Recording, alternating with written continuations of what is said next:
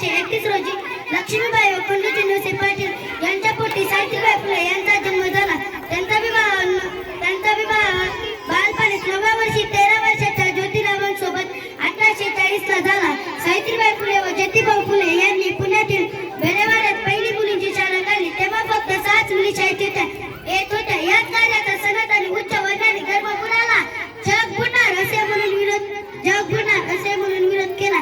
दगड शेण मारली तरीही त्यांनी स्त्री शिक्षणाचे काम पुढे चालू ठेवले. बाळ जर प्रथेमुळे अनेक मुली वयाच्या 12व्या-13व्या